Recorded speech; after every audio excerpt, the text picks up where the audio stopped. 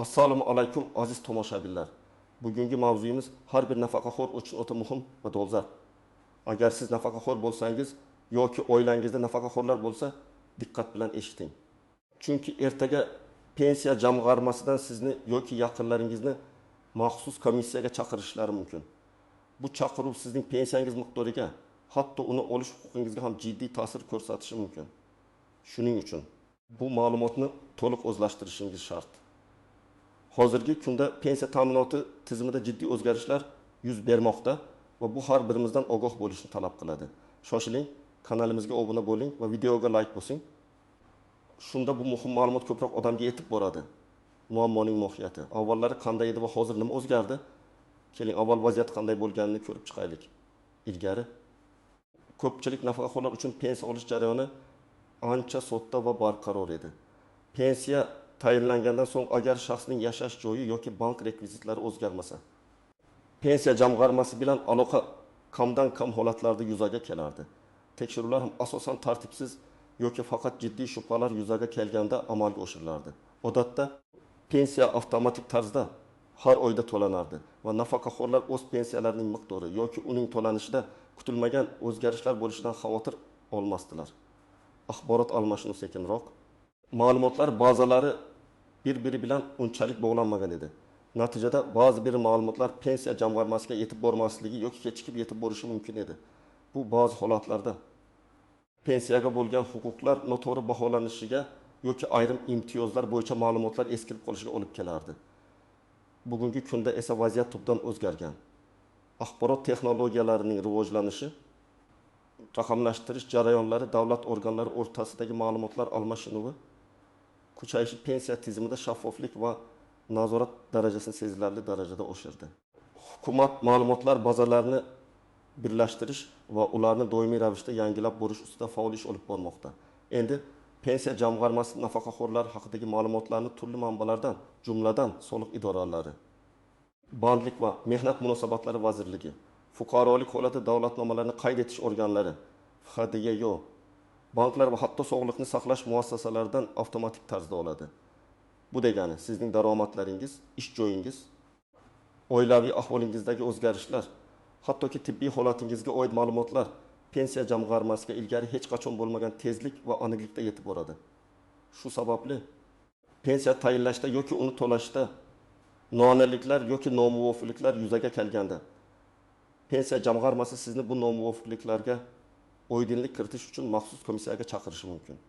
Bu komissiya sizning pensiyangizni qayta ko'rib chiqish, ba'zi imtiyozlarni bekor qilish yoki hattoki ortiqcha to'langan mablag'larni undirish masalasini hal qilishi mumkin.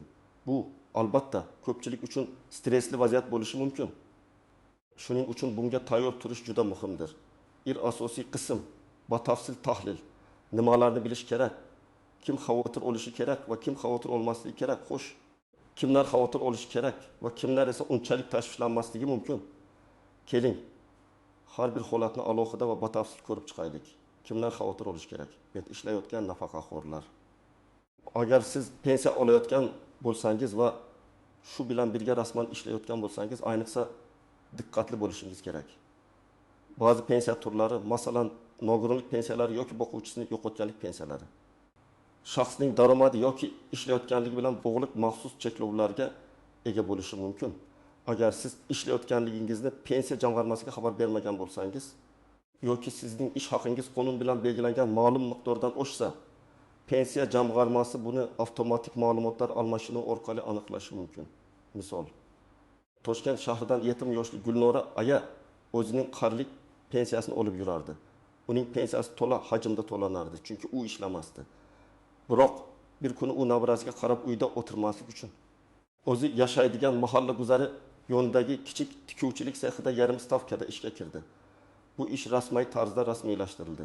Ya'ni uning uchun ish beruvchi soliq va ijtimoiy to'lovlarni to'ladi. Gulnora aya bu haqda pensiya jamg'armasiga xabar berishni unutdi. Chunki u buni muhim deb hisoblamadi. Axir u minimal ish haqi olardi. Oradan 6 oy o'tib, u pensiya jamg'armasidan chaqiruv oldi. Komissiya uning ishlayotganligini aniqlagan va endi uning pensiyasini qayta hisoblashga majbur ekanliklarini aytdi. Chunki qonunchilikka ko'ra ishlayotgan nafaqaxo'rning pensiyasi ma'lum bir foizga qisqarishi mumkin edi. Bu Gulnora ayga katta moliyaviy zarba bo'ldi. Chunki uning oylik daromadi kutilmaganda kamayib ketdi. U hatto o'zi bilmagan holda ortiqcha to'langan pensiya mablag'larini ham qaytarish kerak bo'lib qoldi. 2. Maxsus nafaqalar oluvchi nafaqaxo'rlar. Nogironlik pensiyasi boquvchisini yo'qotganlik pensiyasi kabi maxsus turdagi pensiyalarni oluvchilar ham diqqatli bo'lishlari kerak. Bu turdagi pensiyalar ma'lum shartlar, masalan, nogironlik darajasi, boquvchisining o'limi, oilaviy ahvol asosida tayinlanadi va bu shartlar o'zgarganda qayta ko'rib chiqilishi mumkin. Misol, Farg'ona viloyatidan 75 yoshli Jamol aka 2 guruh nogironligi uchun pensiya olardi. Uning nogironligi doimiy emas, balki har 2 yilda qayta ko'rikdan o'tishni talab qilardi. Bir kuni u yana tibbiy mehnat ekspert komissiyasidan chaqirib oldi. Komissiya ko'rigidan so'ng uning sog'lig'ida ijobiy o'zgarishlar borligi, ya'ni uning ahvoli yaxshilangani va 3 guruh nogironligiga o'tishi mumkinligi aytildi. Bu esa uning pensiya miqdoriga to'g'ridan-to'g'ri ta'sir qildi va kamayishiga sabab bo'ldi. Jamol aka buni kutilmagan holat deb qabul qildi. Chunki o'zini oldingidek yomon his qilmasa-da, pensiya miqdori kamayishi uning oilaviy byudjetiga salbiy ta'sir ko'rsatdi. Agar u bu jarayonga oldindan tayyor bo'lganda va o'z sog'lig'ining o'zgarishini kuzatib borganda, moliyaviy oqibatlarga tayyorgarlik ko'rishi mumkin edi. 30. Shaxsiy ma'lumotlarni yangilamagan nafaqaxo'rlar. Agar sizning pasport ma'lumotlaringiz, yashash manzilingiz, bank rekvizitlaringiz yoki oilaviy ahvolingizdagi, masalan, turmush qurish, ajrashish, farzandlarning voyaga yetishi, o'zgarishlar haqida pensiya jamg'armasini xabardor qilmagan bo'lsangiz, sizni ham chaqirishlari mumkin. Ma'lumotlar bazalaridagi nomuvofiqliklar avtomatik tarzda aniqlanadi. Misol, Qashqadaryo viloyatidan 68 yoshli Xolida bu o'z pasportini yangilagan, lekin bu haqda pensiya jamg'armasiga xabar berishni unutgan. Uning eski pasport ma'lumotlari pensiya jamg'armasi bazasida qolib ketgan edi. Yangi ma'lumotlar bilan ma'lumotlar bazalari o'rtasida farq paydo bo'lganida pensiya jamg'armasi uning shaxsiyatini tasdiqlash uchun komissiyaga chaqirdi. Natijada u pensiyasini olishda bir necha kunlik kechikishga duch keldi va ko'p yugur-yugurlar qildi. Bu faqatgina bir necha daqiqalik ishni talab qiladigan ma'lumotni yangilashni unutganligi sababli yuzaga kelgan noqulaylik edi. 4. Bir nechta pensiya yoki nafaqa oluvchilar. Agar siz bir vaqtning o'zida bir nechta turdagi pensiya, masalan, yoshga doir va xizmat yillari uchun yoki nafaqa olsangiz, bu holatni pensiya jamg'armasi to'liq tekshirishi mumkin. Odatda bir nechta pensiya olishga qonuniy cheklovlar mavjud. Misol, Andijonlik 65 yoshli Azam aka ham harbiy xizmat uchun maxsus pensiya, ham fuqarolik ish staji uchun pensiya olardi. U har ikki pensiyaning qonuniy asoslari borligiga ishongan edi. Biroq yangi tizim joriy etilgach, pensiya jamg'armasi uning ma'lumotlarini tekshirdi va ikki pensiya turini bir vaqtda olish mumkin emasligini aniqladi. Komissiyaga chaqirilib, qaysi bir pensiyani tanlashi kerakligi tushuntirildi va u 6 oy davomida ortiqcha to'langan mablag'ni qaytarishga majbur bo'ldi. Bu misol shuni ko'rsatadiki, hatto qonuniy deb hisoblagan narsangiz ham hozirgi qonunchilik ko'ra qayta ko'rib chiqilishi mumkin. Kimlar unchalik xavotir olmasligi kerak? Agar siz doimiy ravishda ishlamaydigan, boshqa daromad manbalariga ega bo'lmagan, barcha shaxsiy ma'lumotlaringiz pensiya jamg'armasida to'g'ri va yangilangan bo'lsa, shuningdek faqat bir turdagi, masalan, yoshga doir pensiya olsangiz, sizning komissiyaga chaqirilish ehtimolingiz juda kam. Biroq bu mutlaqo xavotir olmaslik kerak degani emas. Har qanday holatda ham pensiya jamg'armasi bilan aloqada bo'lish va o'z ma'lumotlaringizni doimiy ravishda tekshirib turish zarur. Agar biror hujjatning amal qilish muddati tugagan bo'lsa yoki sizda biron bir o'zgarish yuz bergan bo'lsa, darhol pensiya jamg'armasiga murojaat qilish eng yaxshi yechimdir. Masalan, pasportingizni almashtirgan bo'lsangiz, yangi pasport ma'lumotlarini taqdim etish zarur. Ikkinchi asosiy qism istisnolar, tuzoqlar va noaniq nuanslar. Pensiya tizimida shunchaki qora va oq holatlar mavjud emas, ko'plab istisnolar. Noaniq nuanslar va kutilmagan tuzoqlar bo'lishi mumkin. Ular nafaqaxo'rlar uchun jiddiy oqibatlarga olib kelishi mumkin. Keling, bu jihatlarni yanada chuqurroq ko'rib chiqamiz. Istisnolar va maxsus holatlar. 1. Ba'zi imtiyozli kategoriyalar. Jang qatnashchilari, Chernobil fojiasi oqibatlarini bartaraf etishda ishtirok etganlar. Ba'zi bir nogironlik guruhlari, masalan, harbiy harakatlar nogironlari uchun pensiya ta'minotida maxsus shartlar va istisnolar mavjud bo'lishi mumkin. Ularning pensiyalari odatda boshqa kategoriyalarga nisbatan barqarorroq bo'ladi va kamroq tekshiruvlarga tortiladi. Biroq bu ham ularni to'liq nazoratdan ozod qilmaydi. Agar ularning sog'liq holatida yoki boshqa imtiyoz beruvchi sharoitlarda o'zgarishlar yuz bersa, ular ham qayta ko'rib chiqilishi mumkin.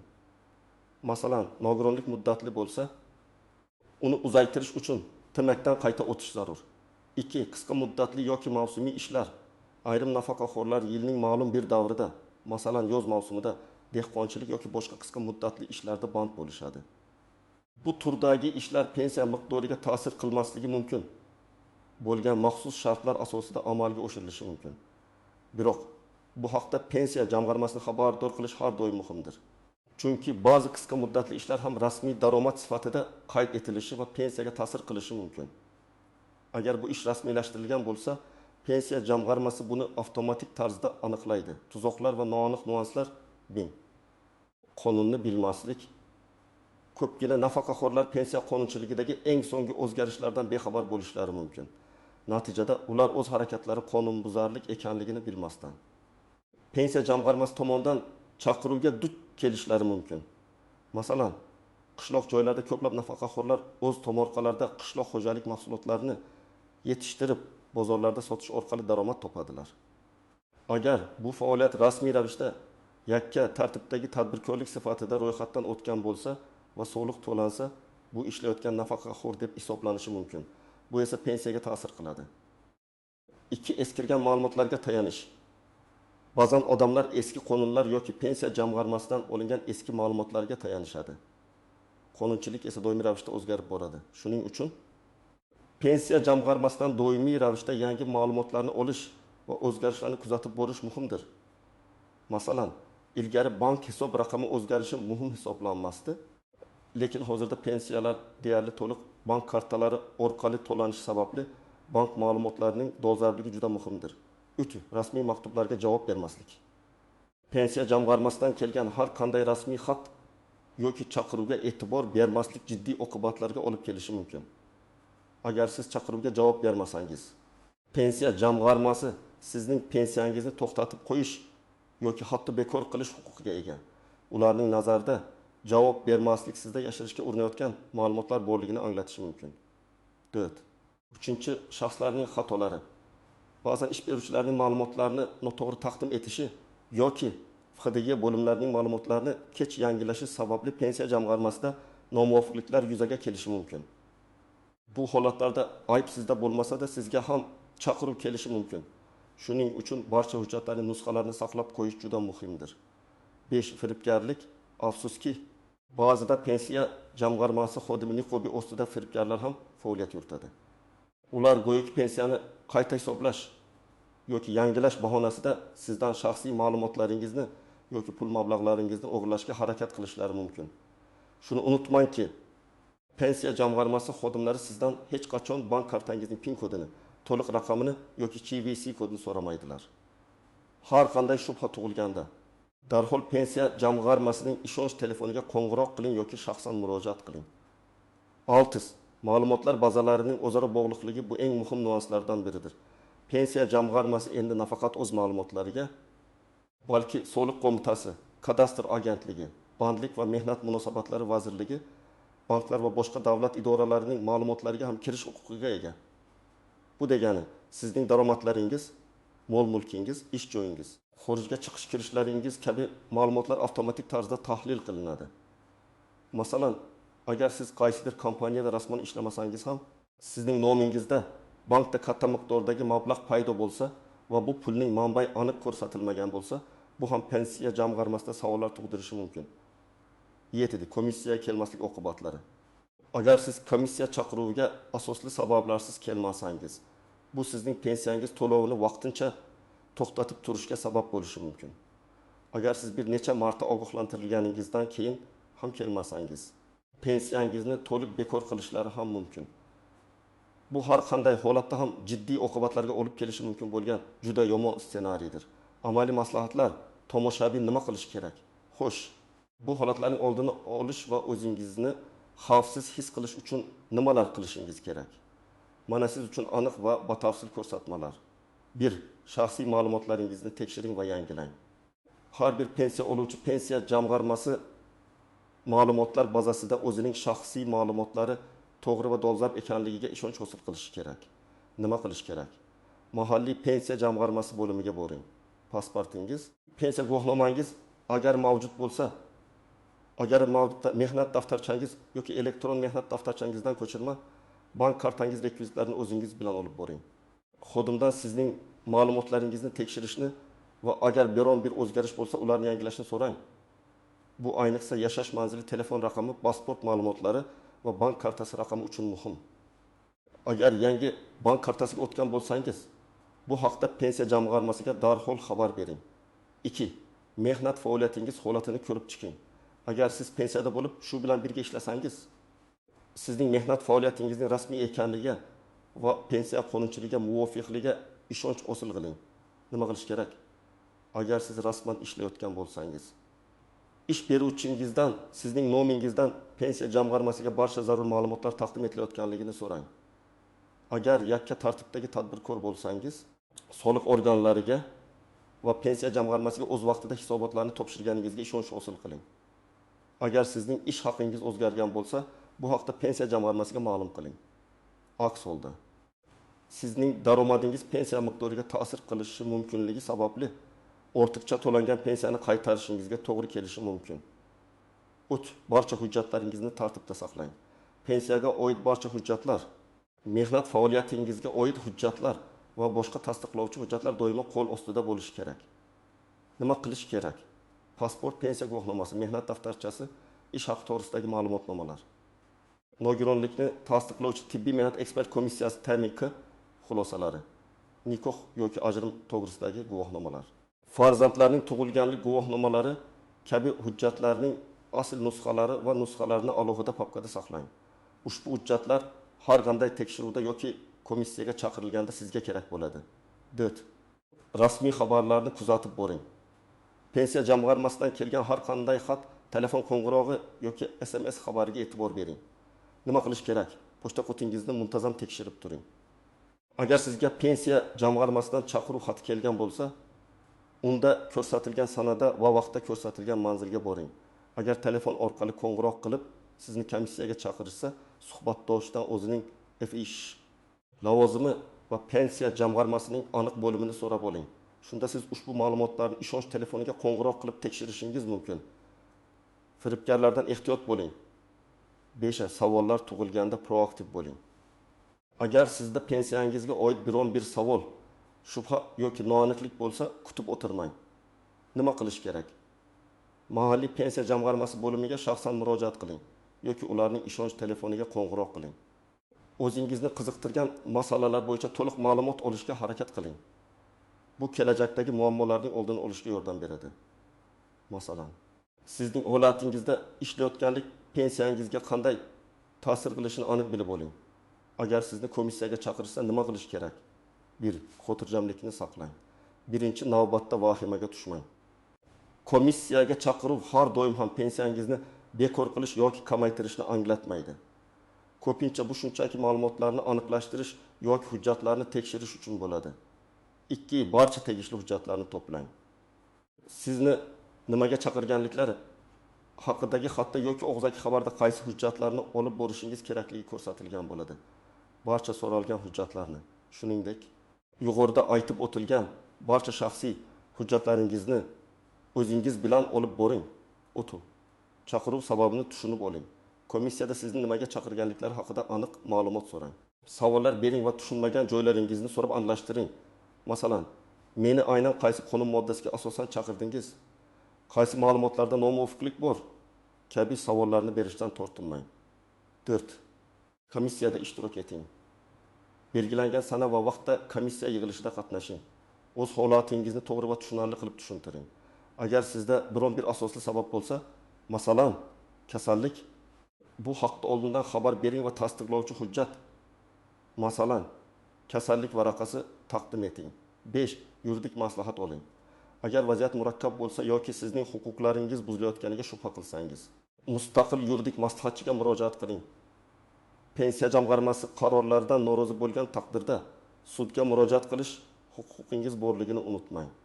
Komissiyada nima yozish kerak? Agar sizdan tushuntirish xati yozishni so'rashsa, uni aniq, qisqa va faktlarga asoslangan holda yozing. Emotsiyalarga berilmang. Faqatgina vaziyatni tasvirlang va agar nomuvofiqlik bo'lsa, uning sababini tushuntiring. Barcha ma'lumotlar haqiqatga mos kelishi kerak. Xatni imzolashdan oldin uni diqqat bilan o'qib chiqing. Xulosa va yakuniy chorlov aziz do'stlar, pensiya jamg'armasining komissiyaga chaqiruvlari bugungi kunda odatiy holga aylanib bormoqda. Bu sizning pensiyangizni bekor qilishga qaratilgan harakat emas, balki tizimdagi tartibni ta'minlash.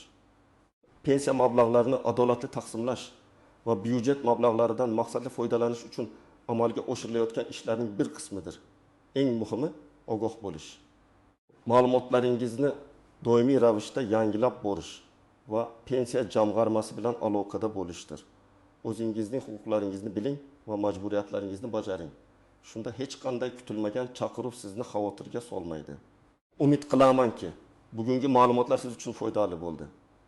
O'z fikrlaringizni, savollaringizni va boshdan kechirgan shaxsiy tajribalaringizni izohlarda yozib qoldiring. Bu boshqa tomoshabinlarga ham yordam berishi mumkin.